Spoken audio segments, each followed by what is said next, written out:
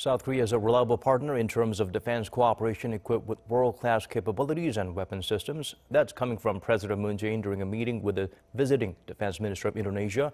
Prabowo Subianto is here for the rollout ceremony of the prototype fighter jet, the KF-X, jointly developed and produced by the two countries.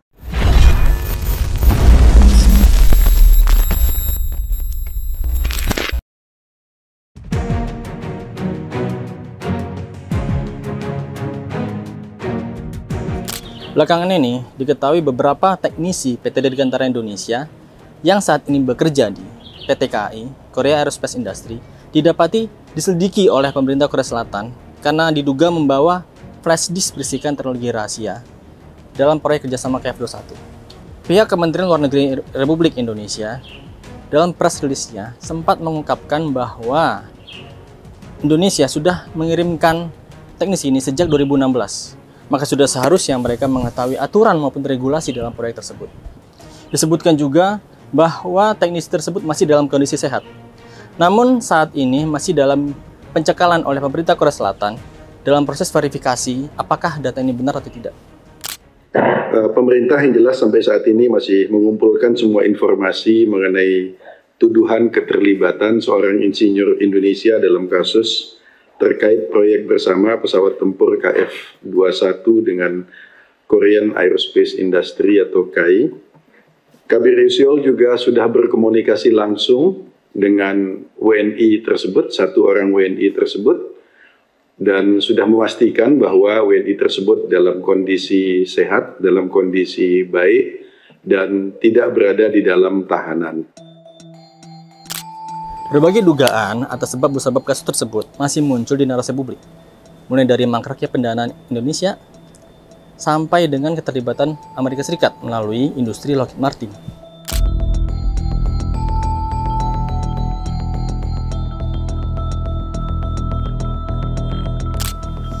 Muncul pertanyaan mendasar, sebenarnya apa permasalahan utama dari proyek ini? Meski kerjasama pengembangan sudah dibangun sejak masa pemerintahan SBY. Oleh karena itu, saya, Muhammad Ade Pamungkas, jurnalis Kuat Baca, hendak mengulik lebih dalam proyek tersebut dengan bertanya beberapa tokoh kunci. Seperti apa saja, mari ikuti saya.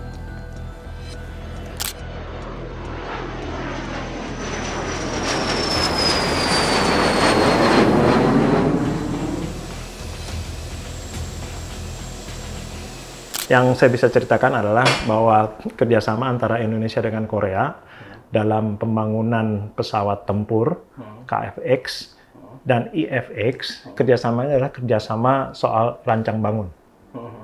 Ya, di mana orang-orang Indonesia oleh Korea Selatan dalam hal ini ya, diberikan kesempatan untuk ikut bersama-sama melakukan desain dari pesawat KF-X. Dan untuk itu Indonesia memberikan masukan-masukan untuk membuat pesawat versi Indonesianya namanya IF-X. Jadi ini bedanya antara KF-X dan IF-X. Nah, pada awalnya kerjasama ini disepakati bentuknya adalah Indonesia komit untuk ikut dalam program ini dan Korea Selatan memberikan kesempatan sampai dengan 20%. Sampai dengan 20% ya. Kenapa diberi kesempatan sampai 20%? Karena tentunya Korea Selatan yang punya ide dan ingin membangun pesawat ini, nggak mau tiba-tiba Indonesia punya kemampuan yang sama, dibikin sendiri. Nah, ya. Nah, jadi komitmen 20% ini bukan komitmen saham. Jadi kita nggak punya saham apa-apa terhadap pesawat itu. Artinya nanti kalau kita mau pesawat itu mesti gimana? Mesti beli. Karena 20% ini adalah pembelajaran, kayak kamu les atau sekolah gitu. Uang sekolahnya berapa? Uang sekolahnya segini. Karena Indonesia belum menyelesaikan beberapa pembayaran, maka program pendidikan ini itu tidak semuanya boleh diikuti sama orang Indonesia. Waktu program ini dibikin, Korea itu kepingin punya pesawat F-35 atau pesawat sekelas F-35. Yang pada saat itu Amerika Serikat bilang, kamu nggak boleh beli. Kalau nggak boleh beli, saya bikin sendiri deh. Nah, tapi sambil jalan, ya, Amerika Serikat tiba-tiba bilang, kamu jadi mau beli F-35. Nah, pada saat ditawarkan itu, pihak Korea Selatan, itu oke, dia bilang, dia akan mempertimbangkan, karena kalau dia dikasih F-35, salah satu mungkin yang jadi persyaratan, mungkin ya, karena saya nggak tahu, adalah menyetop program ini. Pada saat Korea ini seolah-olah haho-haho, gitu, jadi antara maju nggak karena mempertimbangkan F-35, otomatis pemerintah kita yang pada saat itu kemudian udah berganti ya ke pemerintahan Pak Jokowi pada saat itu mulai ngelihat ini kalau dia nggak serius terus saya bayar buat apa nih? Nah akibatnya kelanjutan daripada program ini mundur maju buat Indonesia gitu. Nah, tapi karena Presiden Joko Widodo ingin tetap mempertahankan hubungan baik dengan Korea Selatan, satu ya, karena kita punya hubungan baik dengan Korea Selatan. Kedua, karena melihat ini sebagai satu peluang, bukan cuma peluang pengetahuan, tapi juga peluang untuk komersil, untuk perdagangan dari sisi produk pesawat terbang, maka Presiden memutuskan untuk jalan terus, gitu. Nah, pada saat Presiden memutuskan jalan terus kan tentunya kan harus diikuti dengan hal-hal yang lain. Apa hal yang lain? Misalnya saja uangnya ada nggak, ya kan? Sekarang dananya udah mulai disediakan nih, ya Kementerian Keuangan udah mulai oke deh, boleh nih ada. Permasalahannya sekarang pada saat dana itu ada, Korea yang terus sekolahnya jalan, kan akhirnya diterusin sama dia. Indonesia yang nggak bayar dan nggak boleh ikut sekolah. Kalau kita ikut lagi, kita udah ketinggalan pelajaran nih. Ketinggalan pelajaran ini banyak. Nah, karena ketinggalan pelajaran banyak, dan sekolah udah mau ujian, gitu. Maka timbul lagi pertanyaan. Kalau sekarang kekurangan bayar, saya masih bisa ngikutin enggak? Gitu.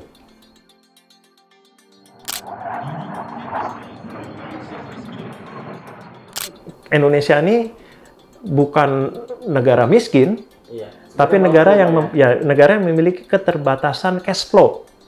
Ya, dan keterbatasan cash flow-nya ini yang menyebabkan kesulitan mungkin di Kementerian Keuangan untuk mengalokasikan gitu. Karena dia mesti bayar utang gitu ya, mesti bayar gaji pegawai negeri, banyak sekali yang jadi tanggung jawab. Walau demikian, karena kerjasamanya adalah kerjasama ranjang bangun, bukan jual saham si Korea nih, maka sebetulnya Indonesia cukup bilang, saya cuma punya uangnya segini nih. Ya, kan pokoknya nggak lebih dari 20%. Gitu loh, dari apa yang dia sepakati untuk diberikan ke Indonesia.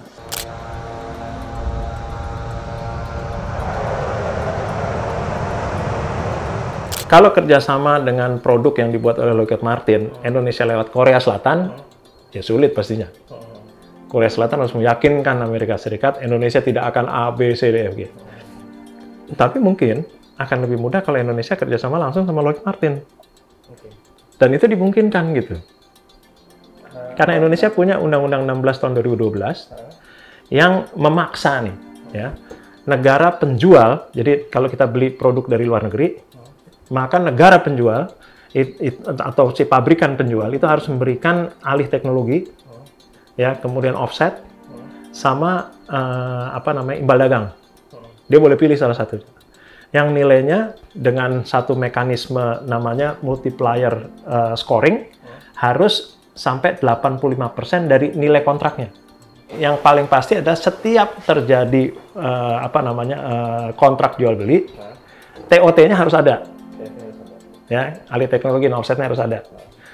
kalau ada kita bisa arahkan kemana gitu. Nah, di Indonesia itu ada peraturan Menhan ya yang membenarkan kalau kita nggak beli barang di luar negeri, tapi kita ingin satu teknologi, ya, maka itu ada satu program namanya offset credit banking dan credit pooling, ngerti nggak? Jadi selalu ada apa namanya politik dagangnya lah istilahnya kayak gitu ya, ada strategi dagangnya.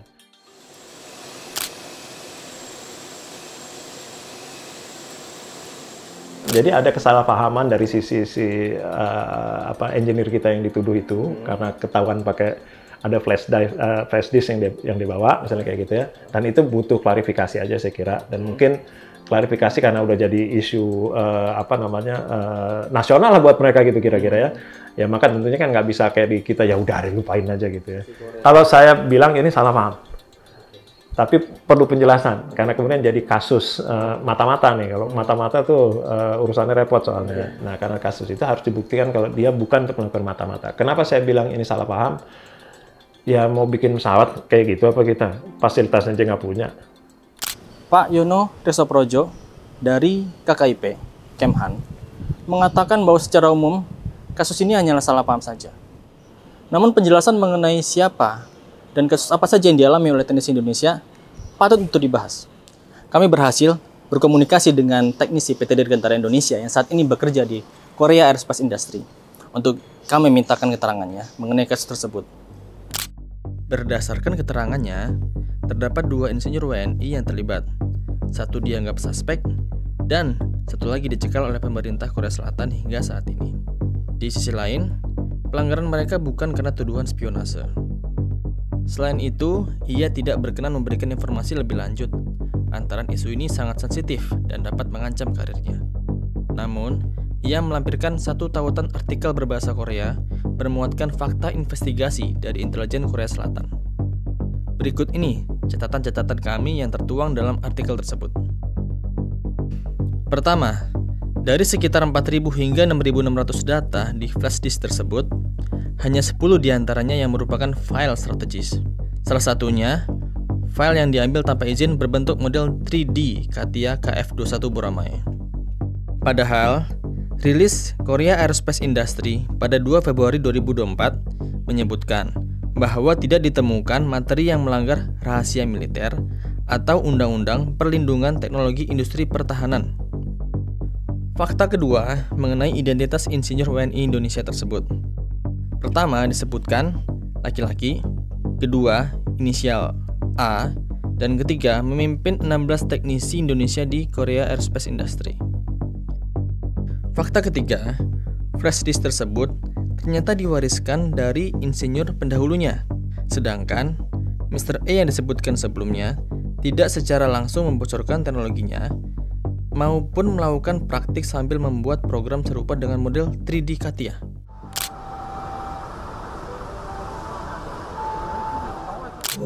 Kebetulan kalau misalnya kita berkunjung ke pabrik-pabrik yang cukup sensitif gitu ya, jangankan pabrik pesawat tempur yang masih dalam perencanaan ya, yang sangat canggih, ke dalam pabrik handphone saja itu kita tidak bisa membawa handphone yang ada kamera, apalagi membawa flash disk. Biasanya ya kalau di dalam industri-industri yang vital dan strategis seperti ini, si komputernya itu biasanya tidak ada terminal buat colokan USB. Jadi kalau biasanya akan sangat dihambat supaya bagaimana orang tidak bisa mengambil data dari PC gitu ya, dari komputer itu, karena misalnya akan dikhawatirkan ini memang bisa menjadi industrial espionage ya, mata-mata industri. Akan tetapi kita juga perlu ingat bahwa sebenarnya di Bandung itu sudah sudah disiapkan design center yang merupakan kopi atau mirror dari apa yang dilakukan di Korea. Jadi kalau misalnya ada tuduhan pencurian, saya rasa ya pencurian data gitu ya, mestinya itu sesuatu hal yang agak berlebihan, walaupun bukan tidak mungkin ya.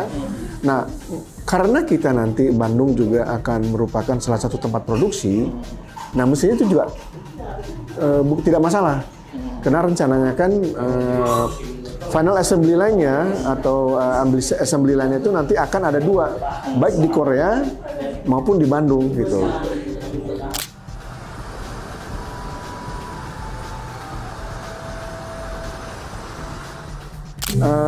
ini memang menjadi tidak jelas sekali ya menurut saya ya tuduhannya ada pencurian data melalui USB, apalagi datanya ini katanya pengakuannya sudah turunan warisan dari engineer-engineer yang terdahulu gitu kan. Mestinya kalau memang itu sudah terjadi pengkopian, kalau misalnya memang tidak boleh dikopi, harusnya dari dulu sudah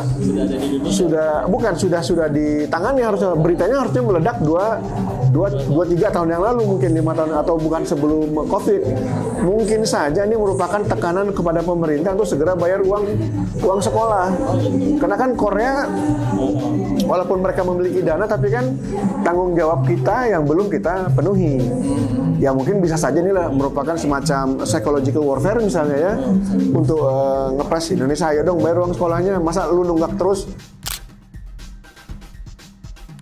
Jadi walaupun memang ini kerjasama bilateral antara Indonesia dan Korea, tapi ternyata memang ada pihak ketiga yang terlibat, yaitu adalah pihak Amerika Serikat. KF-21 ini atau KFX, IFX banyak menggunakan teknologi dari sana. Tentu Amerika bisa melakukan pembatasan-pembatasan tertentu. Yang kedua adalah bahwa status Indonesia itu sebenarnya hanya sebagai partner minoritas. Sehingga wajar apabila kita tidak memiliki kewenangan atau hak yang sama besar seperti Korea. Sehingga jika Korea ingin membatasi akses kita, itu ya masih bisa dimengerti, karena sama saja dengan akses katakanlah sebagai pemegang saham di perusahaan gitu. Pemegang saham mayoritas tentu memiliki hak yang lebih daripada minoritas.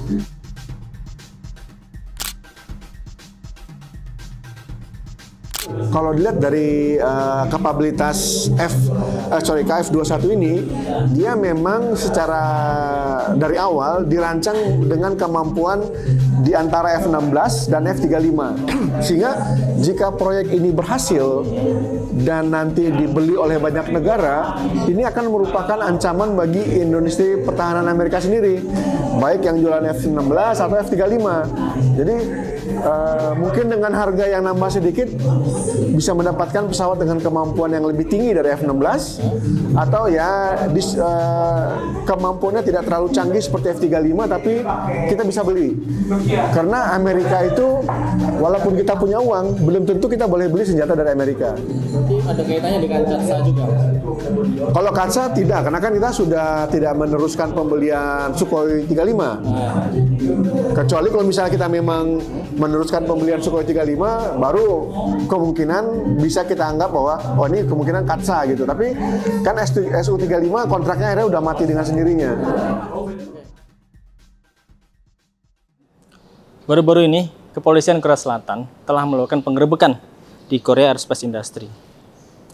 Hal ini menunjukkan bahwa kasus tersebut semakin serius dan sensitif, sehingga perlu adanya upaya pemerintah dalam melindungi WNI di sana. Oleh karena itu, kami mencoba bertanya dengan pihak Kementerian Luar Negeri dalam hal upaya perlindungan WNI yang tersangkut masalah hukum seperti ini. Berikut ini. Ya.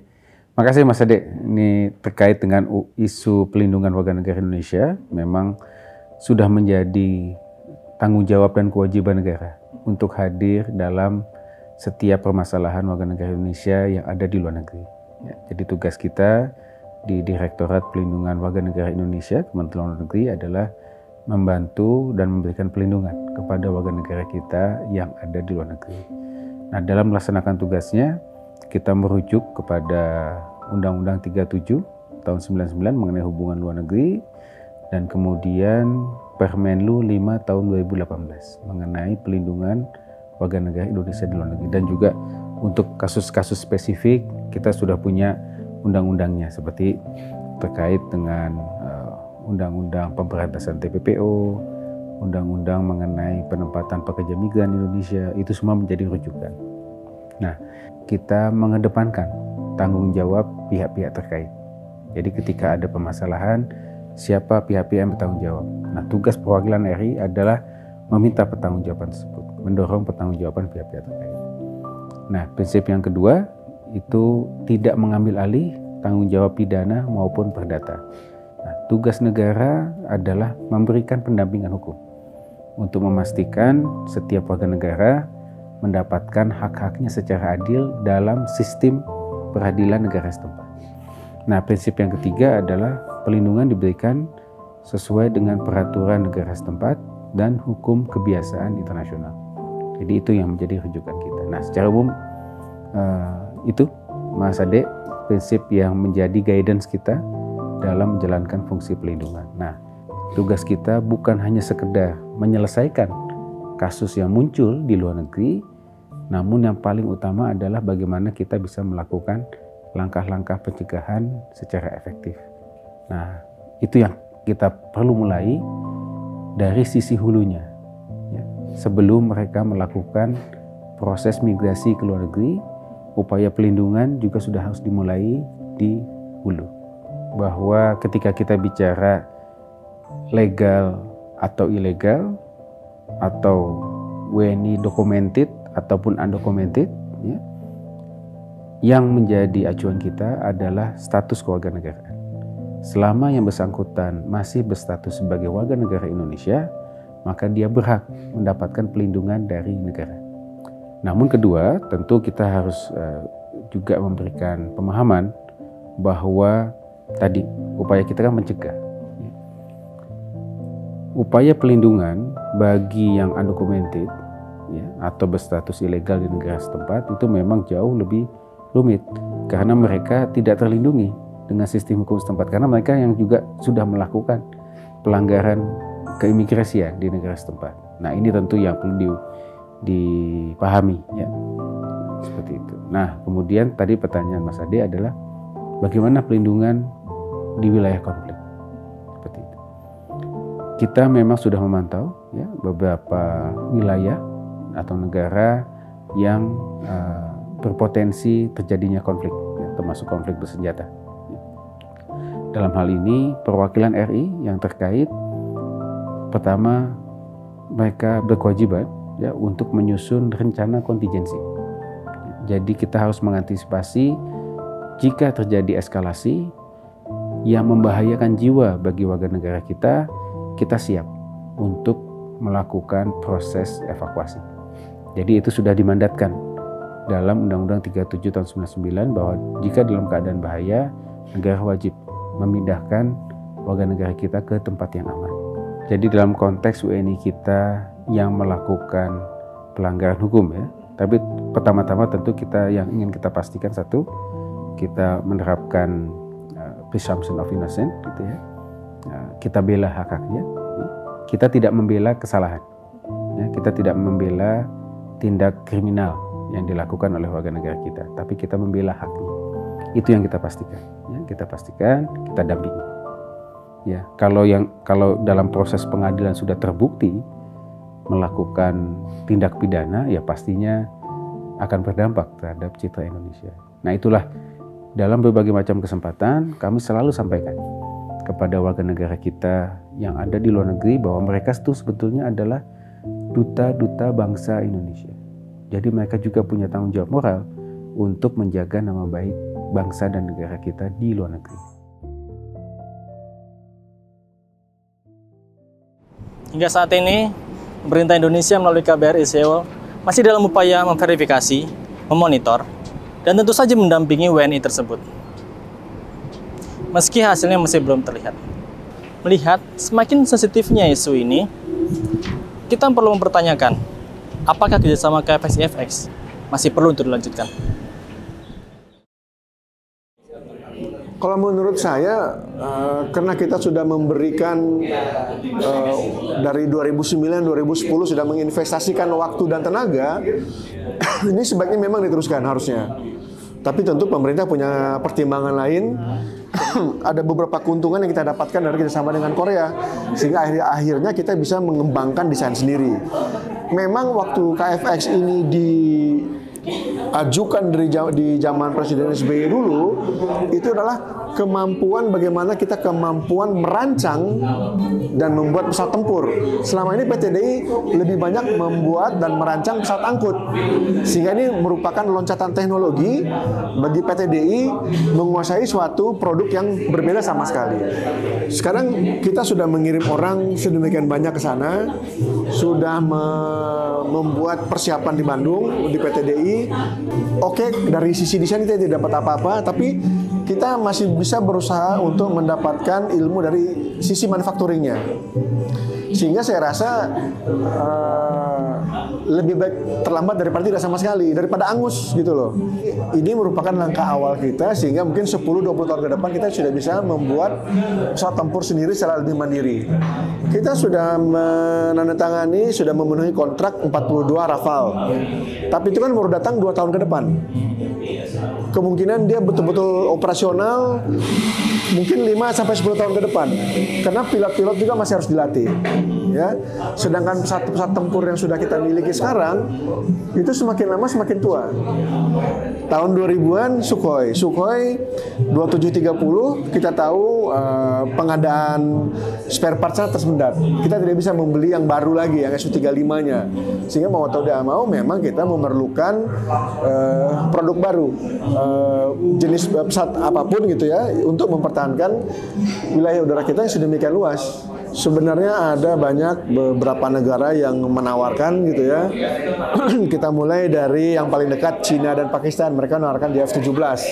Tapi saya pernah dengar dari pihak PT DI, JF-17 ini sebenarnya adalah MiG-21 yang dimodernisir, sehingga secara teknologi tidak terlalu menjanjikan.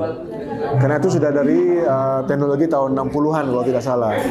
Cina juga punya J-10B dan dia juga punya pesawat silumannya sendiri gitu. Tapi permasalahannya adalah apakah kita siap berubah kiblat dari barat ke Cina lagi? Kemungkinan lainnya yang pernah ketika Menhan Prabowo menjabat, itu dia sempat mau membeli Eurofighter Typhoon kan dari Austria, tapi ternyata waktu itu memang tidak jadi karena itu hanya tren satu yang kemampuannya hanya di serang udara, sedangkan serang ke daratnya belum ada, sehingga akhirnya waktu itu dibatalkan. Kemungkinan lainnya adalah dari yang dulu pernah rajin menawarkan kita adalah Gripen dari Saab ya, Saab J39 Gripen dari Swedia. Tapi waktu itu pertimbangannya kita tidak memilih Swedia karena dia memiliki kemampuan yang 11-12 dengan F-16. Memang Gripen ini dirancang untuk bisa beroperasi dari landasan yang unprepared gitu ya, yang dari jalan raya saja bisa dengan dukungan logistik yang terbatas. Tapi kalau untuk Gripen kita sudah memiliki F-16 dengan kemampuan yang kurang lebih sama, sehingga sedangkan pesawat tempur kelas berat itu yang kita kekurangan.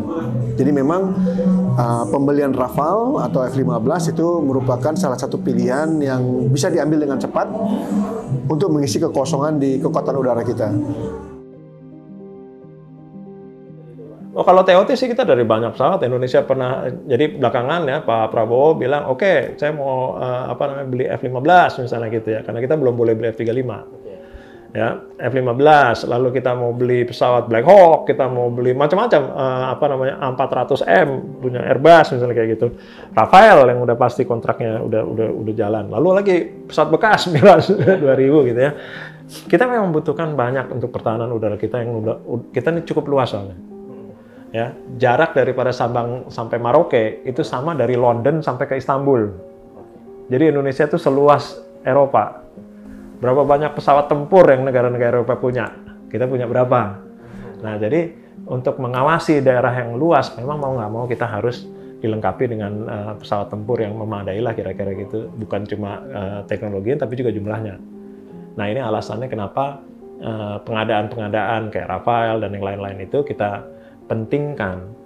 Nah, dari pengadaan ini tadi ada imbal dagang, kandungan lokal, ahli teknologi gitu ya, yang mengikat kepada para penjual ini, dan itu dilakukan. sehingga memberikan kesempatan kepada industri kita juga, SDM kita memiliki kemampuan yang naik terus setiap kali ngikutin teknologi yang berjalan di dunia lah, kira-kira kayak gitu. Kalau dampak enggak, ngagetin ya gitu ya. Dan sejauh ini kalau laporan-laporan dari kementerian yang bertanggung jawab sih nggak terlalu serius, maksudnya ininya ya, mungkin ada salah paham dari sisi ABCDFX hanya gara-gara ketahuan bahwa itu dan ada data pesawat di situ gitu. Di KFX IFX juga mesti dilihat itu kemungkinan itu. Kan tadi saya bilang ini bukan saham kepemilikan proyek. Ya kan, kalau kepemilikan proyek ya jual kemana ya kita mesti dapat ini. Kayak PTDI ya, dia bikin CN 235 itu saham kepemilikan. Kalau yang sama KFX nggak gitu. Nah, kalau dia tidak kayak gitu artinya apa? Ya pada saat beli lo bayar nih pesawatnya, harganya 500 ya 500 lo bayar gitu, kira-kira ya, kira-kira kayak gitu. Nah, pada saat saya mesti bayar 500 saya bilang, oh, oke, lo ikut aturan gue dong. Gitu ya. Nah, harus ada IDKLO-nya nih. Nanti di IDKLO itu kita bisa minta bagian-bagian. Memang yang membedakan adalah mungkin kita tidak bisa mendapatkan, jadi kalau bisnis di pabrik pesawat terbang, misalnya aja saya ambil bisnis aerostructure namanya. Aerostructure itu yang bikin badan pesawat misalnya kayak gitu ya. Kalau kita punya kerjasama kontrak yang baik, maka kontrak itu bisa diberikan seumur pesawat terbang itu diproduksi. Ya, jadi artinya umurnya berapa? Kalau umur pesawat terbang 30 tahun ya 30 tahun tuh kontrak kita makan dari situ tuh. Itu enaknya tuh kalau main di bisnis yang kayak gitu ya. Nah, jadi sebetulnya di IFX KFX pada saat kita ketinggalan ilmunya untuk bikin, bukan berarti kita ketinggalan kesempatan untuk memproduksi komponennya. Berarti ada kesempatan untuk. Ya, jadi harus betul. Jadi harus bisa ngejar ke arah sana. Itu kalau ini ditanya saya pasti bilang ke sana situ. Isu ini menjadi polemik. Bagaimana kondisi WNI tersebut untuk kedepannya, dan bagaimana keberlangsungan kerjasama KFX untuk Indonesia dan Korea Selatan. Hingga saat ini pemerintah Indonesia masih dalam upaya memverifikasi dan bernegosiasi dengan pemerintah Korea Selatan. Kita hanya bisa berharap semoga kasus ini cepat terselesaikan, WNI Indonesia tersebut bisa kembali pulang, dan kerjasama Indonesia dan Korea Selatan bisa membawa manfaat yang baik bagi kedua belah pihak. Saksikan terus Wellbeing selanjutnya. Saya Muhammad Teddy Pamungkas, jurnalis Kuat Baca, mohon undur diri. Ciao.